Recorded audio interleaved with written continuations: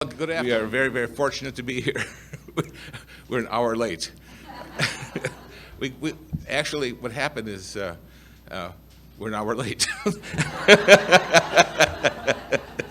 You don't want to hear all the gory details. Anyway, I know that the ABC students were notified as to the time change, and I may have had the memo. I just didn't read it, or I just thought, well, that's for them, and I did. That time information was there probably, but I went this morning to the website. There was. I just wanted to check. There it says 2:00, but I know that there probably was some big banner in red flashing that said not today. So, but anyway, we got here, and we're just very thankful to be here. Also very good to be here with the ABC students. And we didn't have any water in the car, and we were in a hurry. Sorry about just going through all this here.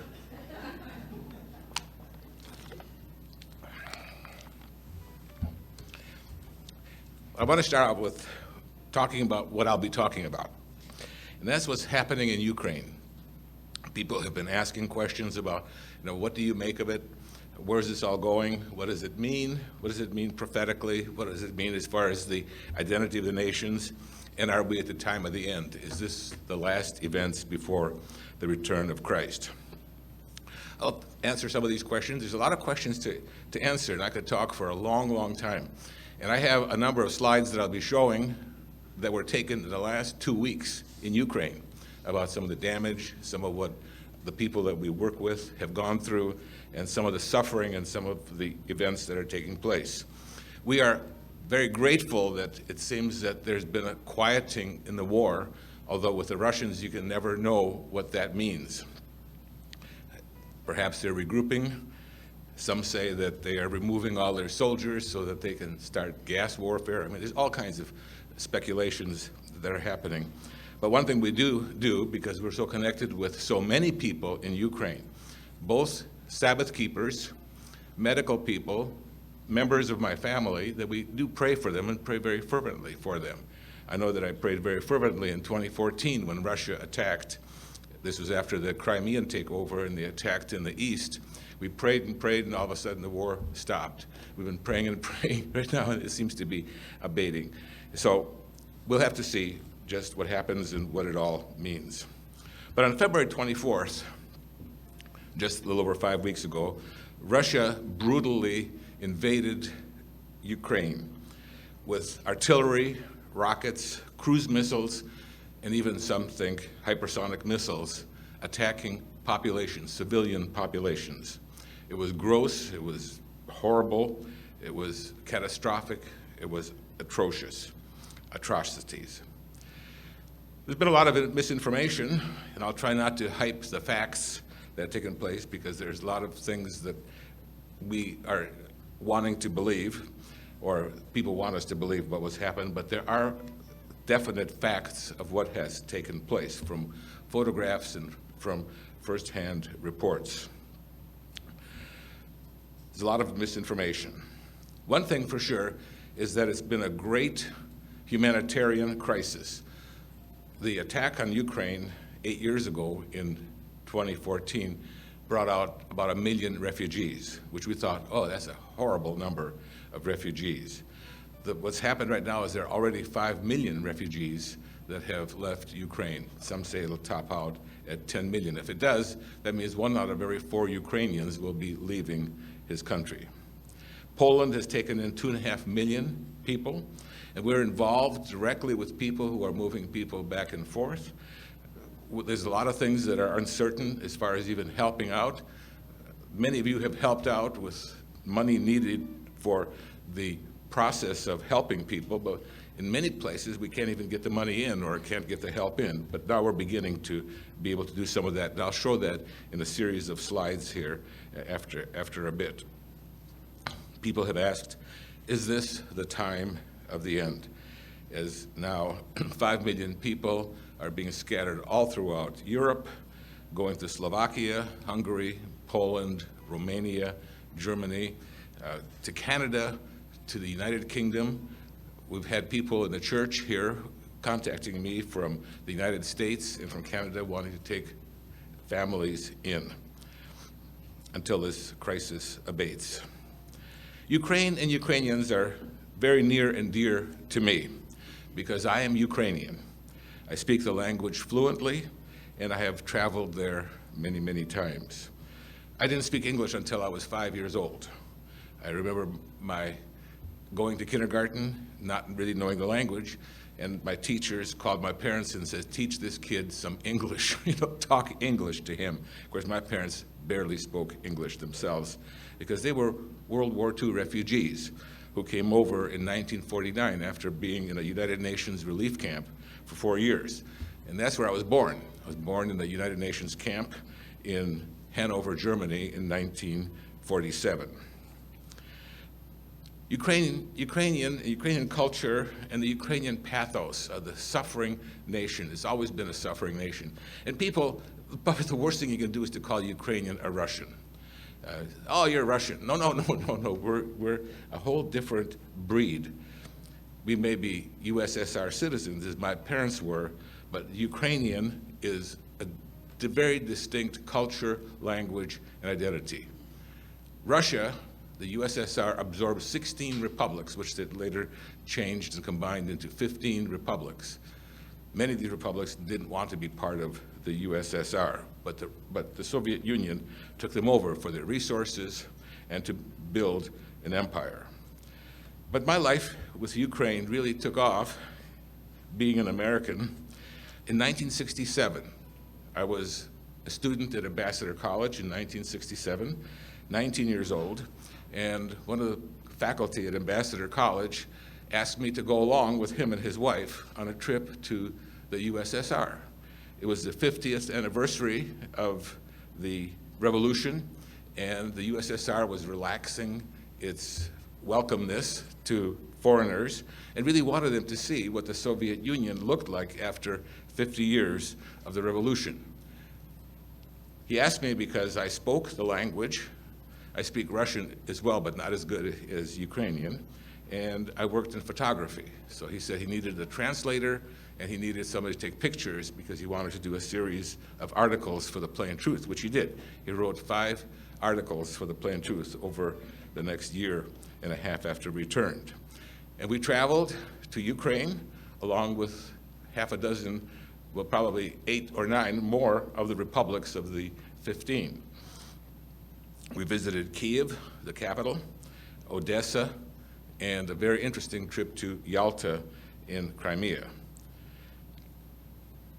Then we took YOU trips. My wife and I managed, and we chaperoned trips for Youth Opportunities United for the church in 1986, 1988, and 1990, where we took a busload of students to Leningrad at that time, Moscow, and side trips to Kiev and to Stalingrad, or Volgograd, as it's called right now.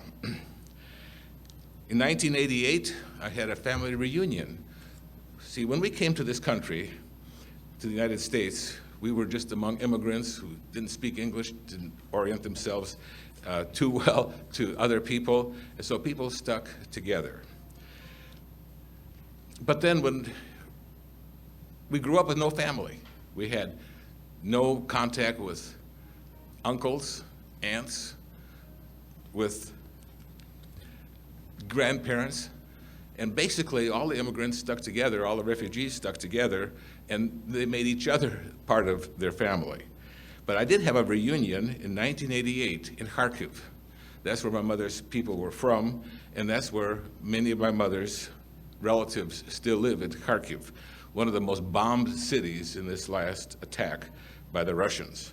My cousin Victor, same age as I am, lives there, or lived there, and he migrated, or he moved, he was evacuated to Western Ukraine.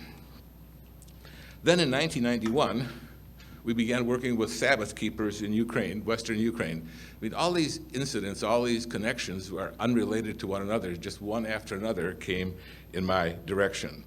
And we met people who were of the similar faith, beliefs as we were. They kept the Sabbath, they had the same understanding about the nature of God, the Holy Spirit, same understanding of prophetic events to take place, and we were very, very compatible to this very day. We've been working with Sabbath keepers. And I've had many, many visits to that area, and with Ambassador Foundation at that time, we had projects to develop that area and to respond to requests to teach English. We sent many, many students from Ambassador College over there on several different projects. In 1996, and this was when I first moved here to Indianapolis, another event took place of opportunity in Ukraine that I hadn't, it just kind of came to me. I had met a medical doctor in the United Kingdom at the Feast of Tabernacles. He was also an elder in the United Church of God, Morris Frone, who is now deceased. And he was retiring. He was a special cancer surgeon dealing with the pituitary gland, pituitary cancer. And we met at the Feast of Tabernacles in England. He said he was retiring and wanted to go to Ukraine to do some work, some charitable work in his field.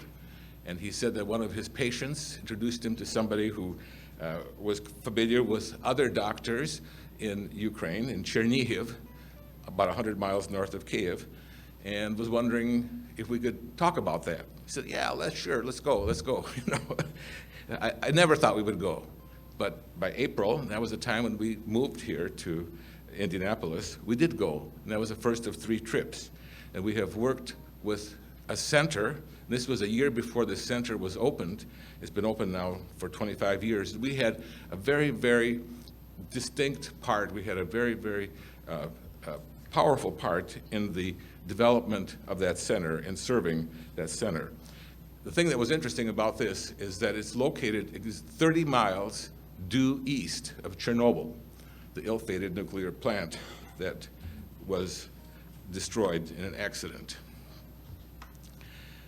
As I said, Russians and Ukrainians have never really gotten along. They have never really been truly brothers from the standpoint of like people in Ohio being brothers or being people who are compatible with people in Illinois or Ohio.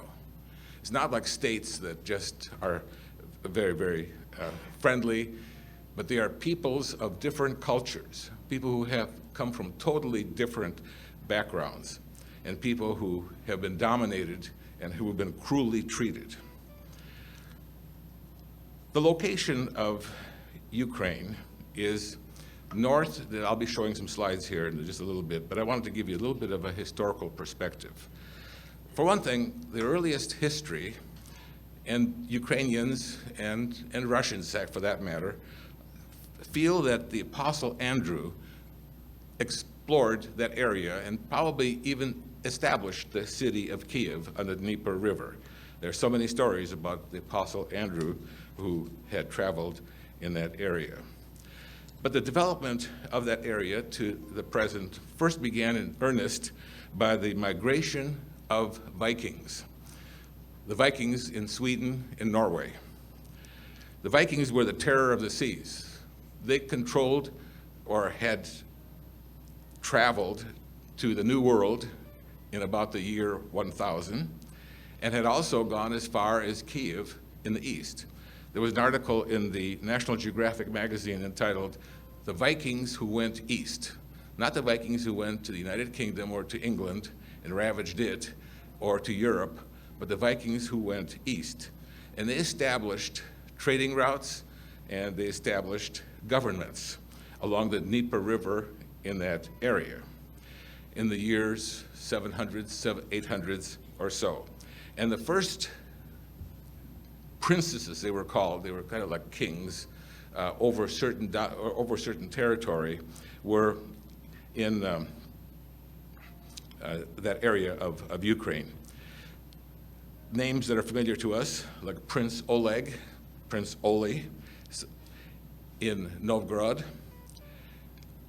and then Prince Igor in what is Kiev, the Kievan Rus, and then a very, very well-known king called King Prince Volodymyr, who is the one who brought Christianity or mainstream Christianity to Ukraine.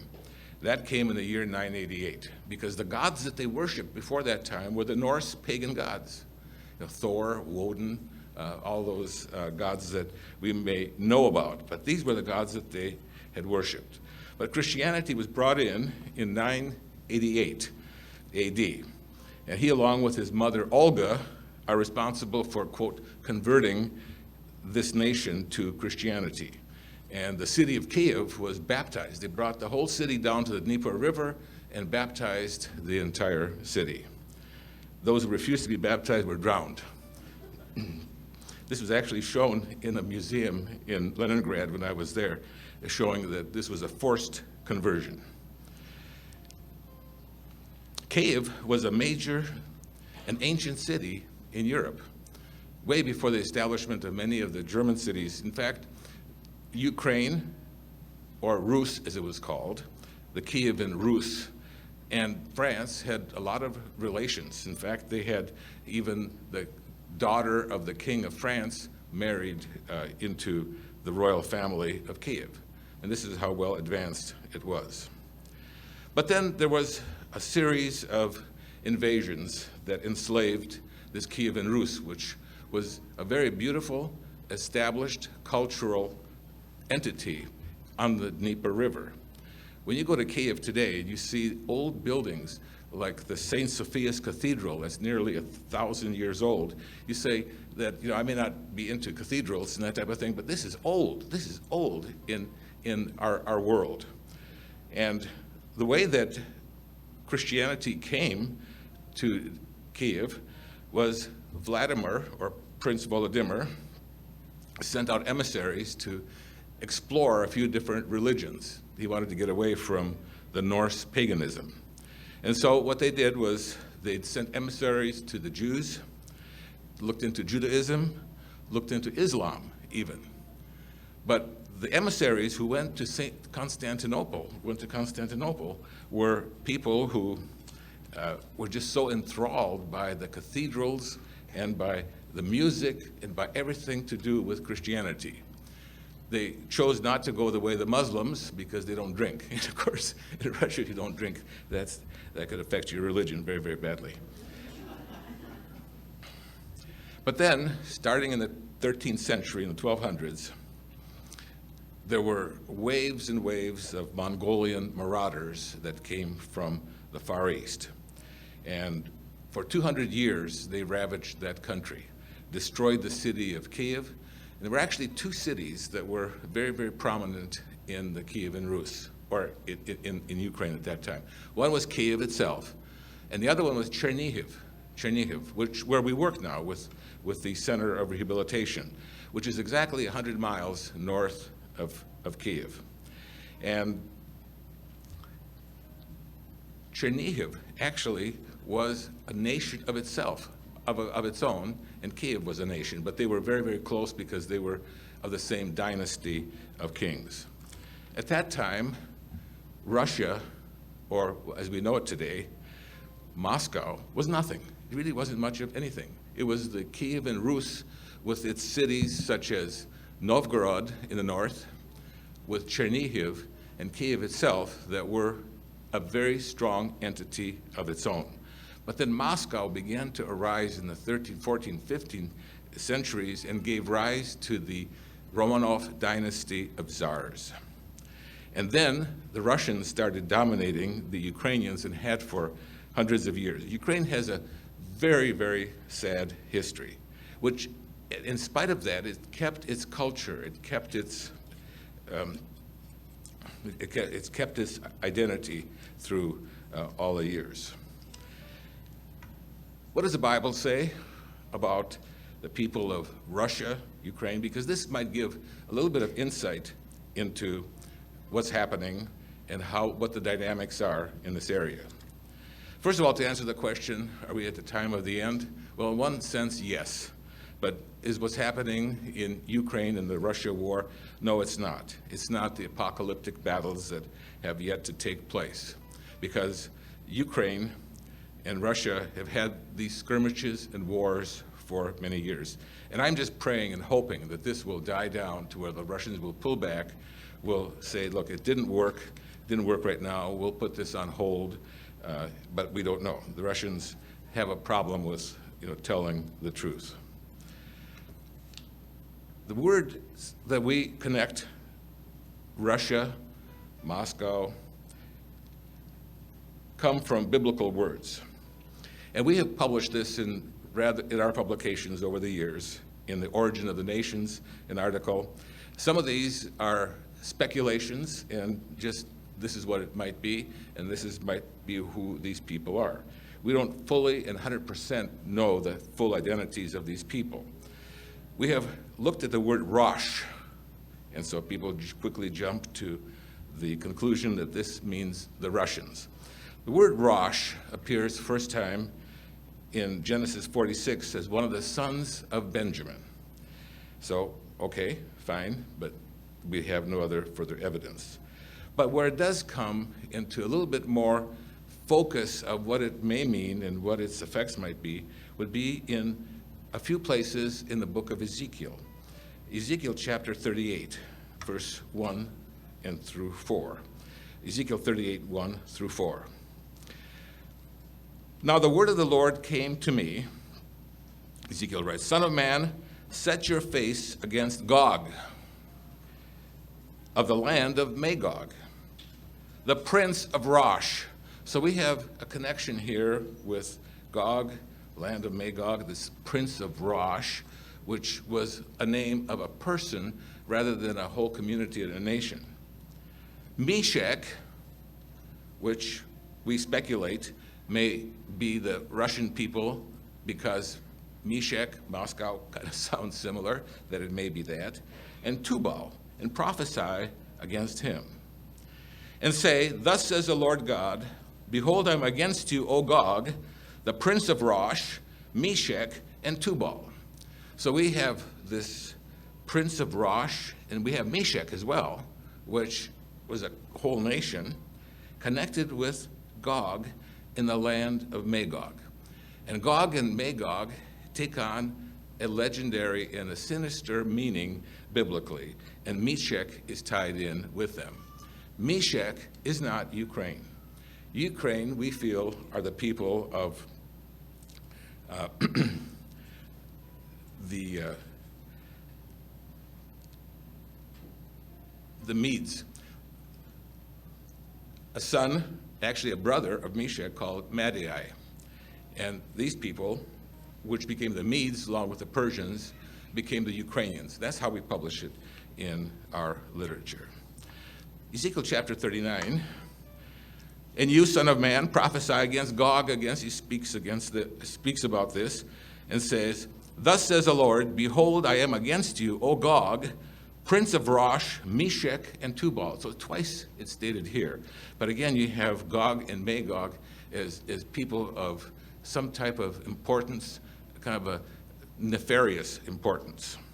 So Gog and Magog symbolize something sinister having to do with the end times. It appears not only here in Ezekiel, but also in the book of Revelation. They represent historical people that existed in the times of Ezekiel 38 and 39, but also they come up in Revelation chapter 20, and they come up even after the millennium. Now, there's a couple of things. We've heard all this explained many times over, but I think it would be good for us right now to have a little bit of just a quick refresher on some of the information about Gog and Magog. Now there is, I recommend, I don't have the time to go through the whole prophecy. There is a Beyond Today television program called What is Gog and Magog? Who are Gog and Magog? It's an excellent program. In fact, we listened to it coming up here on Beyond Today.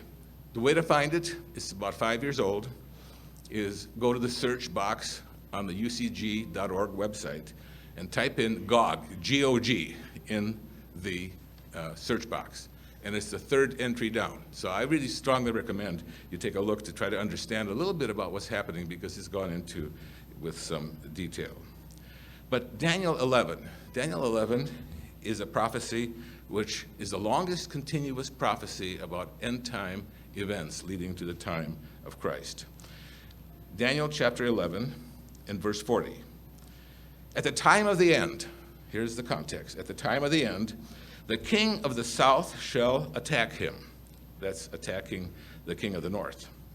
And the king of the north shall come against him like a whirlwind. So we have a war between the king of the north, who we believe is the United States of Europe or Union or whatever, however it's formed, which is actually coming to form right now because of the altercations in the east.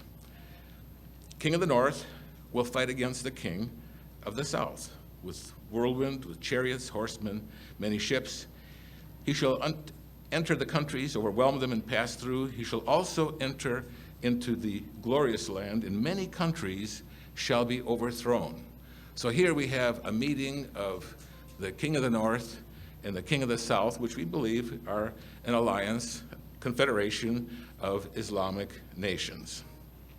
But here in verse 44 of Daniel chapter 11, but news from the east and the north shall trouble him, the king of the north. Okay, when you go from Europe, the continent of Europe, and you go to the north and the east, you have the vast realm of Russia and further. We don't know exactly. All will be involved. News, tidings from the north and east will trouble him.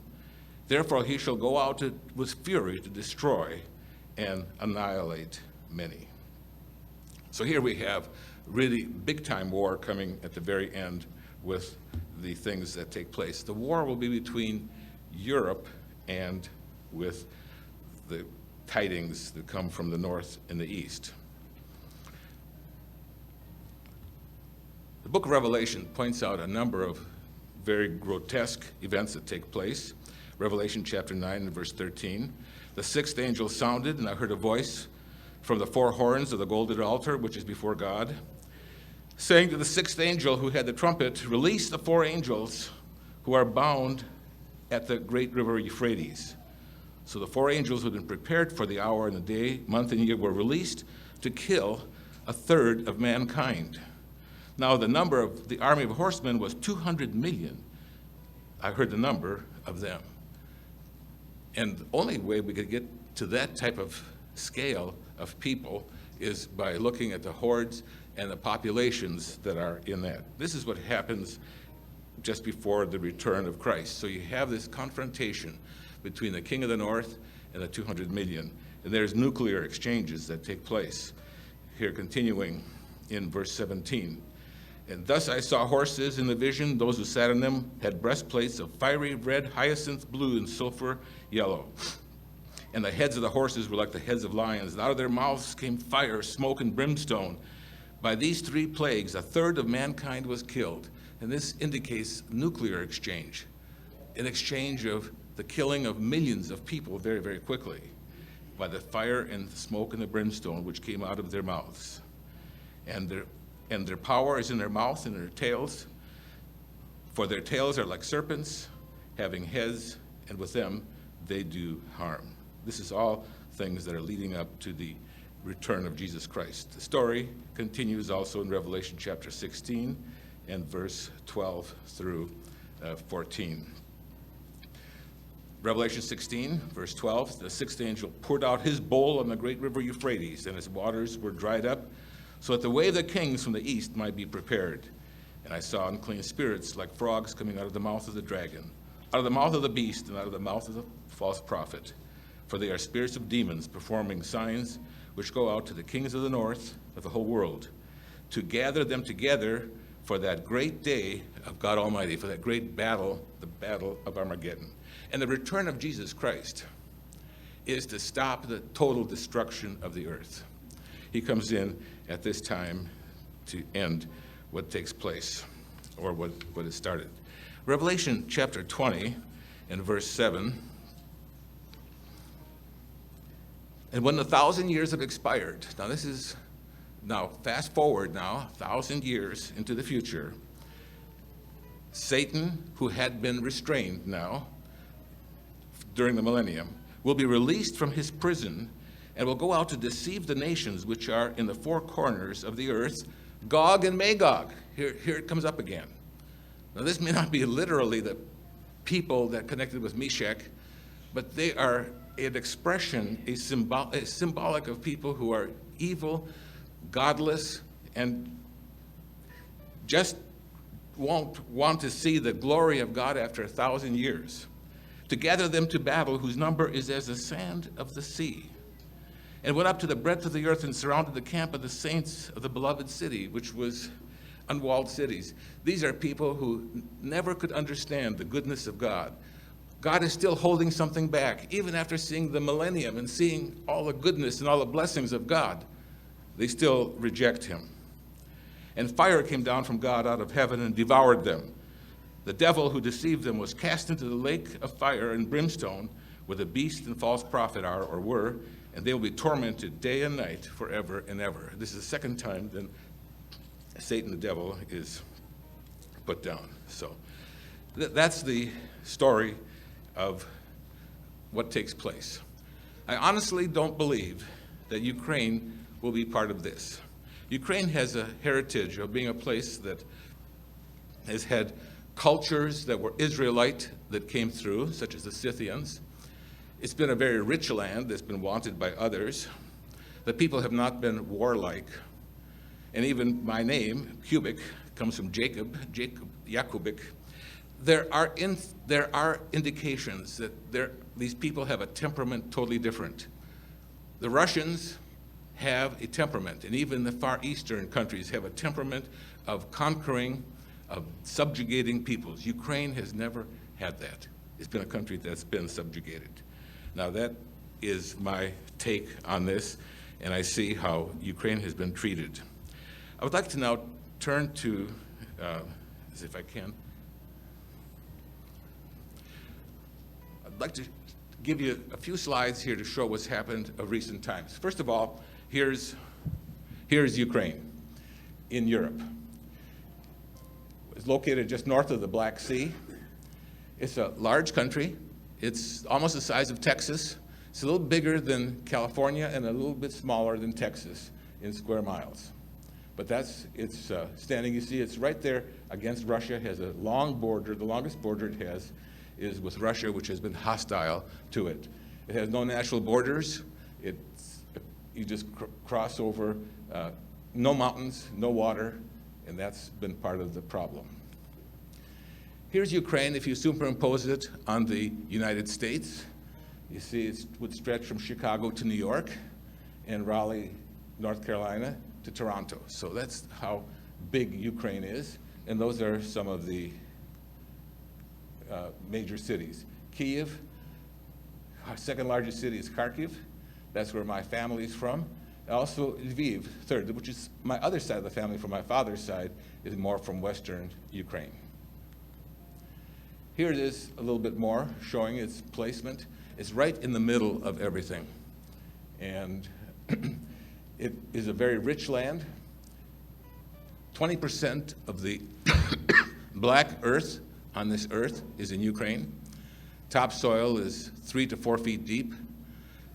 The only other areas that are compared to it would be Illinois, Iowa, the lands there, and San Joaquin Valley. But otherwise, this is one of the major agricultural areas of the world. It's been called the breadbasket of Europe, and people are concerned about the fact that if it doesn't have a crop this year, it'll create a worldwide crisis in food. Here's another view of Ukraine, except it shows it more connected to the east, to the countries to the east. There's Ukraine, let's see. And then you have Kazakhstan, which is a Muslim country. All the Stan countries are Islamic.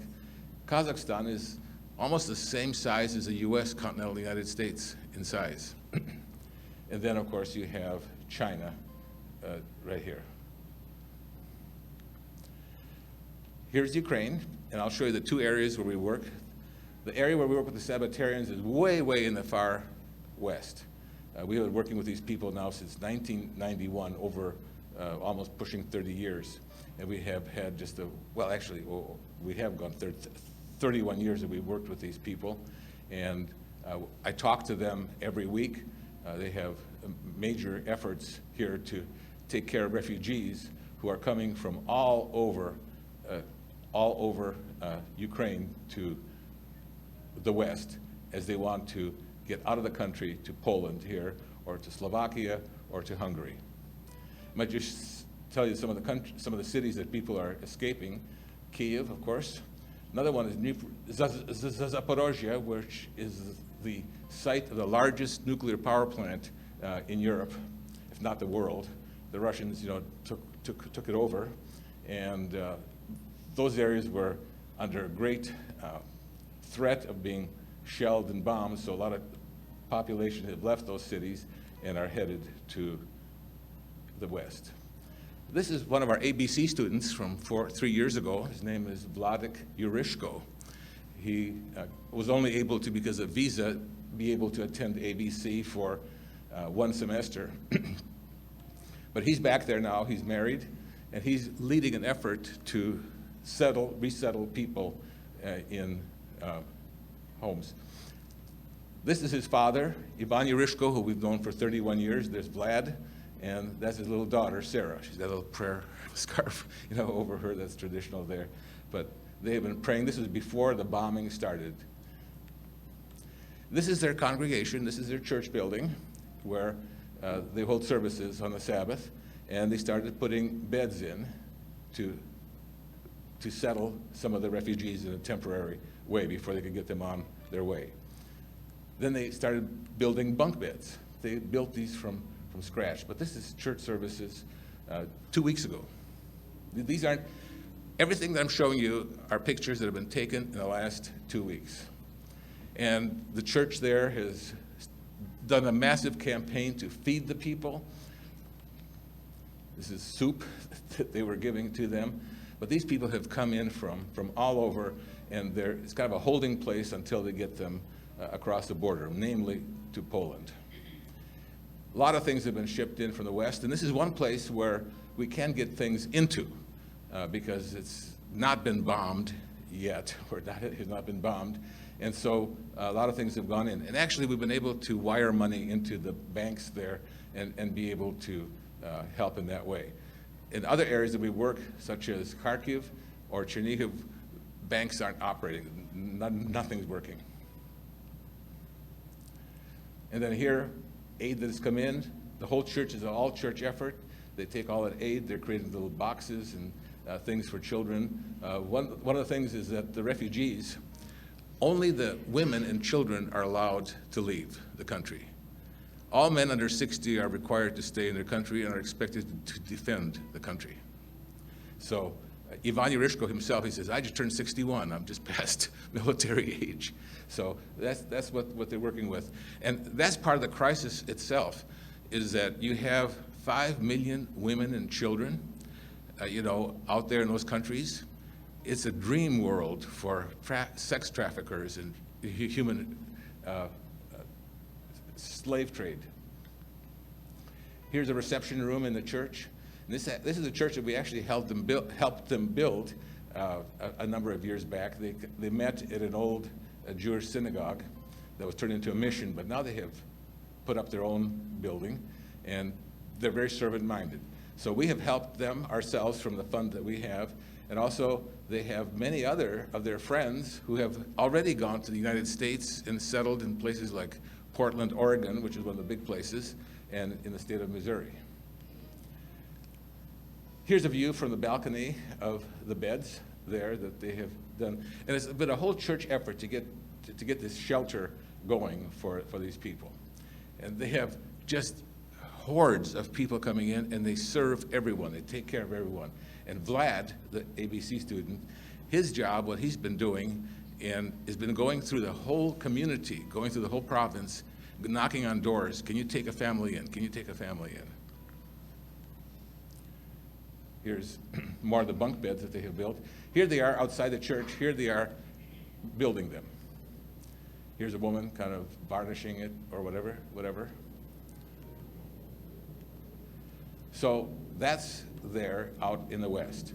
Here are some of the refugees now that Ivan, who has a van, is every time I call him, he's in his van. He's either in Slovakia, in Hungary, or in Ukraine, and they're close by. The border is only about an hour and a half away, so he takes them to the border and just drops them across to other relief agencies that pick them up.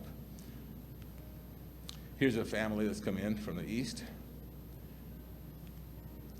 And Ivani Rishko was very involved in printing our Bible study course in Russian, and he printed 1,000 copies of each lesson on his own, and so he has those available there for the refugees to pick up. You can recognize the picture on that Bible study course. He's attended the Feast of Tabernacles with us in Estonia. Here's another one of our refugees. Her name is Edita Meringer. She was one of the street kids, and Bev fell in love with her. She was just a little girl of about 10, 11 years old, and came from a very difficult family. And every time that we'd go over there, she just kind of clinged to Beverly and wanted to use my camera all the time. But she's grown up now, she's married, and she has her, just a little story about her. Her mother died at a very young age, in her mid-20s, of female disease, and now Edita has the same disease. So she's just very, very concerned, asks us to pray for her, which we do, and Bev and I on WhatsApp communicate with her or on Messenger. And right now, her sister has left to go to Slovakia. Vika is her sister's name, and I asked Edita, are you going to go too? She says, no, because my husband can't go, and I'm going to take my chances. I'm going to just stay back. I don't want to be separated from my husband. When these people separate at the border, they don't know when they'll see each other again. If, when, how the war is going to take place. But this is Edita. And she still calls Beverly her mom. And in fact, we helped her with some surgery in Kyiv a number of years back. And now her surgeon has come to live with her. She says, you have a safer place than I do here in Kyiv. So her surgeon in Kyiv has come out to Western Ukraine, which is kind of a safe zone in the country. So the other place that we work in is, like I mentioned, is Chernihiv, up in the north. Whoops. Yeah. Anyway, big red dot you see above that, Chernihiv. And you see Kyiv's to the south. They're 100 miles apart. And at one time, they were two separate principalities, but of the same dynastic chain. And Chernobyl, as you see, is to the west right here. And so our center for rehabilitation is in Chernihiv, where we have had a 30-year run with helping. Here's my cousin from Kharkiv. I asked him to send me a cheerful picture. This is the best he could do. But we talk. We have talked over the years. We're exactly the same age. We're both the same age. But he was able to get out of Kharkiv. Here we are. We're talking on WhatsApp. Bombs are going off about a mile or two away. I said, Victor, you got to get out. You got to get out. He said, yeah, well, what do I do with my dogs? You know, I got cats and I got chinchillas. He had all this stuff. I mean, these people, all these things that they worry about. We finally got him to leave by train. And trains are running very well in Ukraine. They run only at night with all the lights turned off. I mean, at night, everything is turned off. All lights are turned off. That's the safest way. They change their train schedules all the time. They send them on alternate tracks. I mean, they have an amazing way. He finally made it all the way to the Kubik side of Ukraine, and he thought he was safe there for a while. And then the next morning, they heard explosions 5 miles away in the city of Brivne, which had that. Here are these people living with this. It's almost like a weather report. And what it is just the latest attack by the Russians. Here's his granddaughter. Her name is Camilla. And see her little Ukrainian flag and American flag. And she was evacuated out to Slovakia. So she's safe. So she and her mother. But of course, her dad has to stay back.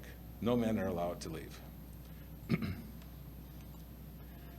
This is Victor. He sent me these pictures of what his town looks like with the bombing that has taken place. And Victor's, even though his house was not destroyed, all the windows were shattered. He said these explosions, even a mile away, they just create such a pressure that it smashes the windows. And they said that the one thing right now that one American group is working on is to replace windows in homes. The home isn't hurt, but all the windows are shattered. And here it is. You know, there was snow on the ground when he took some other pictures of his house, and there's no windows. You know, they're all shattered. So they're trying to stay warm. Here's another explosion that took place in Kharkiv. Just horrific damage that's been taking place over civilian areas. These are not military targets at all. The Soviet military hasn't done squat, but so they took the other tack of being cowardly and attacking hospitals, attacking senior citizens' homes. I mean, we just can't believe that people can treat each other this way. Here's the Kharkiv train station. People trying to get out. Look at all those people. Tens of thousands of people trying to get on that train. Bev and I were there when we had our family reunion. My mother was a refugee. My mother was 16, a year younger than my granddaughter here, when she went to work in Germany as a worker in the German factories. And she was put on a train. Kharkiv probably could have been very much this same place right here. But look at all the people. 5 million people have gotten out. This is as of a few days ago, and they feel like the number will rise to 10. Okay, back to Chernihiv now. This is Dr. Vasil Pasechnik and his wife. This is when we were there for the 10th anniversary. I had Catherine Rowland was with us, and the Snyder's daughter was with us as well on this trip in 2006. But this was in happier times, and he is really a celebrated physician. The president of Ukraine visited this location, and he has just set a tremendous record. And then this is my nephew, Colin Kubik, who worked there for a whole year, volunteer work at this clinic. And he's learned to speak Ukrainian very, very well. Dr. Pasechnik and his wife is a head neurologist in the province, and Dr. Pasechnik is a head pediatrician in the province. But here they are today. They're living at that center of rehabilitation with the kids. They're only down to about 50 kids. There's a staff of 36 watching out for 50 children. They can't get them out of the city because the bridge, all the routes have been closed off. And I'll show you the main bridge south to Kiev was destroyed last Sunday. But here they are. Temperature is in the 40s, and they sleep with their clothes on. And that's Dr. Pasechnik, his wife to the right, and their longtime secretary, Natalia Shulha, who we have gotten to really, really admire and love over the years. Here is the city of Chernihiv. Building after building is destroyed, and I am just praying for safety for these people so that they don't get hit. They could. They have a center which is probably no more than a mile or two from downtown. I mean, we've been there many, many times. Never thought that this type of thing would ever happen. It's more destruction. Here's Natalia Shulha in better times, you know, how she, I communicate with her on a messenger almost every other day or so. And they only have electric power 2 hours a day, and they just use that power to charge their phones and, you know, be able to get back to us. But we do have communication with them, and this is probably the most challenging at all. That little sign there reads, "Ukraine starts with you." This is her right now. She says night after night of bombing, just continually on edge, wondering if the next bomb will hit her. Here's the bridge. This is the main bridge from the south, from Kiev, that crosses into the town of Chernihiv, drops you right almost in town right away. And here's what the Russians did last week. They destroyed this bridge. There is absolutely no reason for it. It could have been a humanitarian corridor. It had no military value. It was not the kind of thing that you just do. It is very barbaric behavior. Here's this bridge, you know, at night.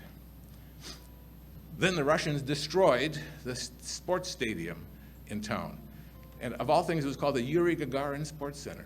Yuri Gagarin was a Russian cosmonaut, the first one to go around the world that destroyed their own namesake building. But this is a stadium. Here's a stadium just totally disheveled. This was last week.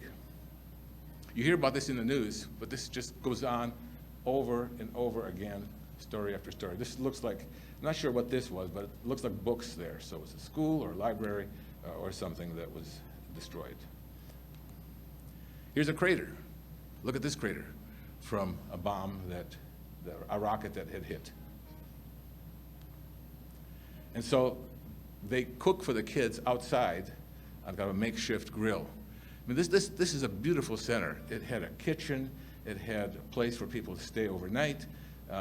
It had just a wonderful staff, beautiful pictures and everything, and now they're just in survival mode. And just one more thing to say about what we're doing with Ukraine. Right now in Ukraine, there's fear that there won't be any crops put in this coming year.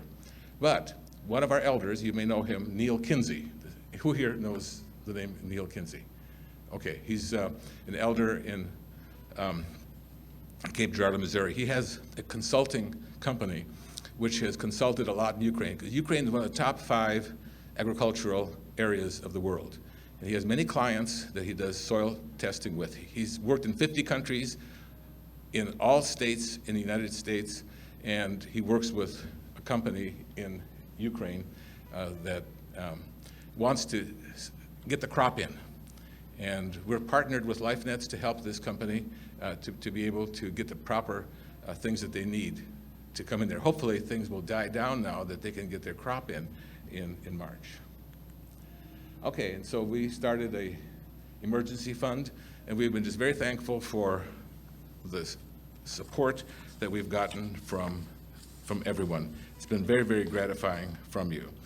So I just wanted to be able to show you a little bit about a snapshot of our life and we're working with Ukraine. We just don't know how good we have it, in this country. The Ukrainian people are a beautiful people. Of course, I would say that because I'm Ukrainian, and I would want you to think the best of me. But they don't deserve this. They don't deserve this type of treatment by anyone.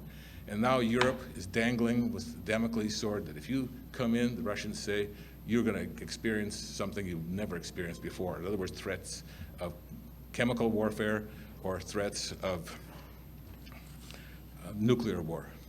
And believe me, if a nuclear war exchange started in Europe, it would be devastating. 30 to 85 million people. I have several scenarios on my website that show the type of devastation that would take place if a nuclear war started. So everybody's just trying to be very careful. My question is that, okay, we'll get through it this time. When is the next time going to happen? Who's going to do it? Who's going to actually push the button and let it happen? We need to be praying and be asking God to please, as we sigh and cry, not just out of frustration, oh, these people are sinners, but crying for all the people who have died, all the children that have suffered. Hundreds of children, like the beautiful little girl, have died, just in the past week with indiscriminate bombing that has taken place by people that have no feeling at all. I do feel like with Satan the devil stirring people up, as he has, Gog and Magog, along with Meshach, I do feel there's a connection there of a spirit that is just very, very different from just natural human kindness that we would have one to another. We would never do this to your child, to my child. But this is cold-blooded, it is thoughtless, it is horrific. And it's this spirit that dominates these people. I feel like that same spirit was in Stalin, who was genocide, killed 60 million of his own people, plus what happened in World War II. They have no regard for human life at all. Do you know who the #1 genocide person in history was? Mao Zedong from China. He's responsible for killing 80 to 100 million people. So when we talk about this Gog and Magog, this confederation of being driven by Satan and the devil, it's there right now. People who have no regard for human life, people who will not listen to God, people who've been so far away from God that their nature has turned so horrifically against him. The Soviet Union when communism came in 1917, the one big thing that they did away with was God. They also tried to do away with family. They outlawed marriages, but they found out that didn't work. It just didn't work. So marriages were put back into place. But as far as God is concerned, we used to buy books from Russia, and if the term God was used, it's always in lowercase. They just wanted to show you their contempt for God, total contempt. They turned their churches into museums and into everything else. And because people have not learned morality, people have learned to be immoral and hateful. When we traveled, my wife and I, to the Soviet Union over and over again, the nature of people was so horrific, rude, one to another. In fact, we had people who came to conversion in Estonia and Lithuania that became members of the church. But the way they even treated each other because of the old habits, I thought, do people talk this way? I see Ken Shoemaker, I don't like you. and they just tell you that. If they just happen not to, agree with you, they'll start talking to you and they'll point their finger in your face and be open. I said, we don't do that. In our culture, we're just not that way. But these people have been so far away from decency, which we normally have. We're going to treat each other very nicely here after services, that we love each other. That's part of what we do as a church, is to develop this loving spirit one towards another. But in these societies, there is no love. There's been hatred for years. There's been vengeance towards one another, revenge for years. And I just really feel like when I see the Gog and Magog, however that plays out, whether it be a combination of Russia, China, I honestly don't feel that Ukraine will be part of that, because I think that those people are different. As I feel also the people of Estonia, which are not Slavic at all, they're more Scandinavian, won't be part of that. Lithuania, Poland, other countries like that won't be part of this block of people who really have no heart, really have no heart. I just remember when we traveled as well, is how we were treated at the airports. As a foreigner, you were always treated very, very nicely. They open the doors for Bev and me, get on the plane, and everything really friendly. And here, one of the local people there, they just push them through the door. And I thought, I can't believe that people do that, one to another. The type of training that they will have to receive is going to be learning little things to show love and compassion. Our Judeo-Christian ethic, I don't think we realize just how powerful it is. As much as we dislike our country and just crazy people, running it in politics, and we get frustrated and everything, it is so far better than it is in those countries. So anyway, my point today was kind of talk a little bit more from the heart and just kind of a little bit freewheeling here, but I wanted to show you a little bit about what's going on in Ukraine, what our experience has been, what we're doing, and also a little bit about those people and their heritage.